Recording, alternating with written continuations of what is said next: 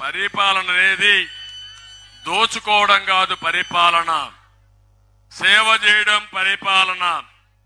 అన్ని ఇప్పుడు అంటాడు మాట్లాడితే రేపు జరిగే ఎన్నికలు పేదవాడికి పెత్తందారికి పోరాటం అంట. ఎంత ఆరాటమయ్యా ఈయనకు. పేదవాళ్ళని దోచేశాడు, ఇంకా మిగిలింది ఒకటే మీ గోచ. రేపు మళ్ళా ఇతనే వస్తే గోచి కూడా మిగలదు మనకు. అవునా కాదా అని అడుగుతున్నా. ఎవరైనా ఇక్కడ అప్పు లేని వాళ్ళు ఉన్నారా అని అడుగుతున్నా మిమ్మల్ని. అప్పు చేయని వాళ్ళు ఉన్నారా అని అడుగుతున్నా.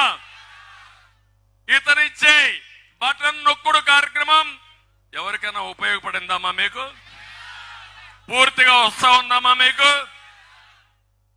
నేను ఈరోజు మార్కులు వేసా, మా ఆడబిడ్డలందరూ వస్తే మొత్తం లెక్కేస్తే 98% నేను చేశానంటున్నాడు. ఈయన వేసిన మార్కులు 14 మార్కులు 100కి. అన్ని ఫెయిలే, వ్యవస్థలన్నీ నాశనం అయిపోయినాయి. పక్కనే పోలవరం ఉంది, గోదావరిలో ముంచేశాడు. ఆ పోలవరం పూర్తి అయితే ఈస్ట్ గోదావరి జిల్లా మొత్తానికి 2 పంటలకు 3 పంటలకు నీళ్లు ఇచ్చేవాళ్ళం. ఒక విషయం గుర్తుపెట్టుకోండి, గోదావరి నీళ్లు యునైటెడ్ పాత జిల్లా ఈస్ట్ గోదావరి జిల్లాలో 2 పంటలు ఇచ్చిన ఘనత తెలుగుదేశం పార్టీది. ఎన్టీ రామారావు గారితో ప్రారంభమైంది.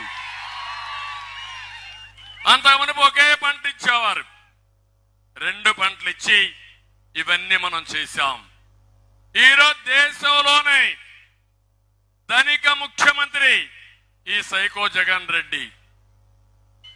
ఇంకో పక్క పేదవాళ్లకు నేను న్యాయం చేస్తానని మాటలు చెప్పి పేదవాళ్ళని దోచుకునే ముఖ్యమంత్రి ఈ జగన్మోహన్ రెడ్డి.